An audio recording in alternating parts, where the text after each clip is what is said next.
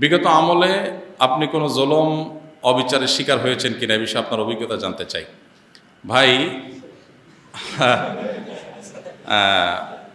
খুব ভালো ভালো প্রশ্ন আপনারা বাছাই করে করে মাশাআল্লাহ আজকের জন্য নিয়ে আসছেন দেখা যাচ্ছে। দেখুন, অভিজ্ঞতা আমাদের সবারই কম বেশি তিক্ত অভিজ্ঞতা আছে। একটা সমাজ যখন করাপ্টেড হয়ে যায় তখন সমাজের কেউই ভালো থাকে না। এই নারায়ণগঞ্জের এসপির অফিসে আমাকে নিয়ে এমন অকথ্য ভাষায় গালিগালাজ করা হয়েছে, বেশি দিন আগের কথা না। এবং এই সিদ্ধিরগঞ্জ থানার ওসি ছিলেন, আমি নাম আর বললাম না, ওসি সাহেব তিনি ভালো মানুষ ছিলেন, আমার পক্ষে ছিলেন। আমি একটা মাসআলা দেওয়ার কারণে সেখানে আমাকে ডেকে নিয়ে অকথ্য গালিগালাজ, আর ওসিরে বলতেছে যে থানায় নিয়া প্লাস দিয়া হাত পায়ের নখুটে দিবা, আমার সামনে বসায় রেখে। বুঝতে পেরেছেন? খুব গর্ব করে তিনি অমুক ছাত্র রাজনীতি করতেন, গর্ব করে বলতেছেন আমি ছাত্রলীগের রাজনীতি করতাম। এই নারায়ণগঞ্জের এসপি, এই বর্তমান এসপির কথা আমি বলছি না, এর আগে যিনি ছিলেন। তো এটা আমাকে বসায় নিয়ে থ্রেট দেওয়া মাসআলা, আমি ওনাকে বললাম মাসআলা, আমার মাসআলা বলার ক্ষেত্রে কথা বলার অধিকার থাকবে আলেমদের। আপনি পুলিশ হিসেবে আপনি তো বলতে পারেন না মাসআলা আমি কোনটা বলবো কোনটা বলবো না, কোনটা সঠিক কোনটা বেঠিক, এটা তো আপনার বলার বিষয় না, তো আলেমরা বলতে পারে। তো উনি খেপে গেলেন এবং সবার সামনে যাচ্ছে তা আচরণ করলেন। কত শত অভিজ্ঞতা আছে, এগুলো তো আমি সব কিছু বলার সুযোগ পাই না, আর বিশেষ করে বলতেই তো পারি না। কারণ কোনো স্ট্যাটাস আমরা লিখেছি, সেখানে দেখা গেছে যে 5টা এজেন্সি থেকে ফোন চলে আসছে, হ্যাঁ আপনি এটা কেন লিখলেন, ওইটা কেন লিখলেন, চাপাচাপি শুরু হয়ে গেছে। আমাদের ফাউন্ডেশনের সমস্ত হিসাব নিকাশ পুঙ্খানুপুঙ্খভাবে রাখার পর সেটা আবার আমরা ভালো অডিট ফার্মের মাধ্যমে অডিট করে একেবারে এমনভাবে রাখি যে তিল তিল করে আমরা হিসাব ফেসবুকে পর্যন্ত দিয়ে দেই, কোনটা কত দিয়ে কিনি সেটা পর্যন্ত আমরা দিয়ে দেই। এত কিছুর পরও দেখা গেল যে আমাদেরকে বিভিন্নভাবে নাজেহাল করার চেষ্টা করা হতো কোনো লোক। আলহামদুলিল্লাহ এর মধ্যেও প্রশাসনের উপরস্থ কিছু কিছু মানুষ পরেশান করলেও নিচু পর্যায়ের বা মাঝারি বা কোনো উপরস্থ কর্মকর্তাদের সহযোগিতাও ছিল। তাদের সহায়তা না থাকলে এতদূর আমরা আসতে পারতাম না। কিন্তু একটা বড় অংশ আমাদেরকে দৌড়ের উপর রাখতো। ইস্তেসকার নামাজের ঘোষণা দিছি, আমার বাসার নিচে দেখি যে বিভিন্ন গোয়েন্দা সংস্থার গাড়ি বোঝাই করা, মানসিকভাবে পেরেশানি। বাবা ইস্তেসকার নামাজ পড়বো, একটা নিরীহ একটা ইবাদত, আল্লাহর কাছে দোয়া করবো দেশের ভালোর জন্য। সেখানে দেখা গেল যে আমি বাসার থেকে বের হইতে না হইতে দেখি যে একেবারে চারপাশে ঘিরে ধরছে সোজা কথা। মানসিক চাপ যেটাকে বলে সেটা দিয়ে রাখা। কত কাহিনী এবং কত ঘটনা যে ঘটেছে সেটা তো বলার, জোর করে সরকারি বিভিন্ন অনুষ্ঠানে নেওয়ার জন্য। একবার একজন এডিশনাল এসপি, তার নামটা আমার মোবাইলে সেভ করা আছে, আমি নাম আর বললাম না, উনি ফোন দিয়ে বলতেছেন যে আমি অমুক। তো আমি বললাম হ্যাঁ বলেন। তো উনি বলতেছিলেন যে আমাকে সব হুজুররা কিন্তু চিনে, খুব নেগেটিভভাবে বলতেছেন, হুজুরদের সব সাইজ করি আমি, আমার নাম সব হুজুরদের মুখস্থ, আপনার সাথে আমার প্রথম কথা হচ্ছে। এটা হলো শুরুতেই কথা না। এরপর কি হয়েছে বলা যায় একটা অনুষ্ঠানে যাইতে হবে আপনাকে, সেখানে অমুক থাকবে, রাষ্ট্রের সবচেয়ে বড় বড় পর্যায়ের লোক তারা থাকবেন, আপনাকে যেতে হবে। কি হয়েছে সেখানে আপনাকে একটা বক্তব্য দিতে হবে। তো আমি বুঝছি যে আমাকে একটা প্ল্যান ওয়াইজ আমাকে দিয়ে একটা জিনিস করানো হবে। আমি বিভিন্নভাবে অপারগতা প্রকাশ করলাম, বলে যে রাষ্ট্রের প্রয়োজন আপনি অস্বীকার করতেছেন। হ্যাঁ আমি আমার রাইট আছে, রাষ্ট্র চাইলে আমার সেখানে বাধ্য করতে পারে না, আমি সাধারণ নাগরিক। যাই হোক, পরে শেষ পর্যন্ত আমার সেখানে যাওয়া লাগে না আলহামদুলিল্লাহ। তো এরকম পরিস্থিতি হয়েছে। সর্বশেষ এই যে আমাদের আসিফ মাহতাব গ্রেপ্তার হলো, তার নিয়ে পোস্ট দিলাম।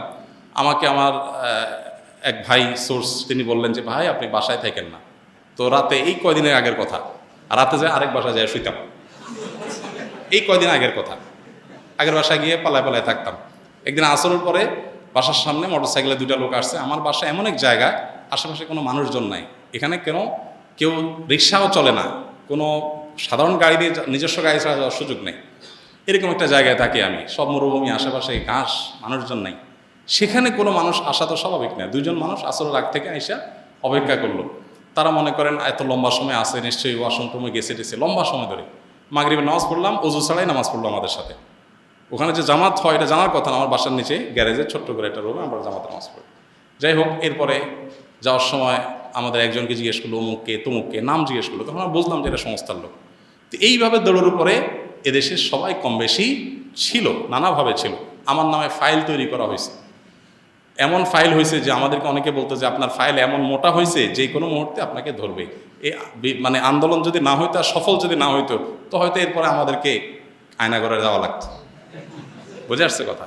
তো এরকম একটা পরিস্থিতি এই দেশে তৈরি হয়েছে যে আসলে আমরা কেউ যে খুব ভালো ছিলাম বা ভালো থাকতে পারি সে সুযোগ কারোরই নাই। এরপরও আমরা আসলে সংগ্রাম করে চেষ্টা করে যতটুকু সম্ভব চেষ্টা করেছি অস্তিত্বটা টিকে রাখার জন্য। তার জন্য যে কত মূল্য দিতে হয়েছে, কত থ্রেট, এগুলো হজম করতে হয়েছে, সকাল বিকাল পালায় বেড়াইতে হয়েছে, হ্যাঁ, বিভিন্নভাবে টোপ দেওয়া হতো যে সরকারি এই সুবিধা নেন, ওই সুবিধা নেন। আলহামদুলিল্লাহ কখনো সেই সুবিধাগুলো আমরা গ্রহণ করি নাই, এবং এ ব্যাপারে আল্লাহ তালা আমাদেরকে গাইড করেছেন। এবং দোয়া করি আল্লাহ তালা আমাদের প্রিয় দেশটাকে এমন নিরাপদ করে দেয়, কেউ কাউকে ভয় করে চলতে হবে না। আল্লাহ যেন সেরকম নিরাপদ করে দেন, এবং আমরা সবসময় আল্লাহর কাছে দোয়া করি আল্লাহ তালা যেন এরকম। আমি এর পাশাপাশি প্রশাসনের কিছু ভাইদের কথা বলবো যে আলহামদুলিল্লাহ এই খারাপের মধ্যেও কিছু ভালো মানুষ বিভিন্ন পর্যায়ে আছেন যারা টুকটাক সহযোগিতা করেছেন। তবে বেশিরভাগ ক্ষেত্রেই আমরা এ ধরনের নাজেহালের শিকার হয়েছি। আল্লাহ আমাদেরকে নিরাপদ একটি দেশ, নিরাপদ একটা ভূমি পাওয়ার তৌফিক দান করুন। আমাদের সমস্ত কষ্টগুলোকে আল্লাহ তাআলা দূর করে দিন। সকল মাজলুমের জুলুমের অবসান হয়ে যাক, সকল বৈষম্য দূর হয়ে যাক। মানুষ পেটে ভাতে যাই খায় থাকে অন্তত নিরাপদে যেন থাকতে পারে, কোনো থ্রেড, কোনো হুমকির মধ্যে যেন থাকতে না হয়। কোনো একটা কথা লিখলে, কোনো একটা কথা বললে যদি 5টা টেলিফোন আসে আর চাপ আসতে থাকে, তাহলে মানুষ স্বাধীনভাবে কোনো কথা বলতে পারে না। আর মানুষ যখন লেজ বড় হয় বা গাছ যখন বড় হয় তখন বাতাসও বেশি ধরে। কাজ যাদের যত বেশি তাদের উপরে প্রেশারও তত বেশি আসে।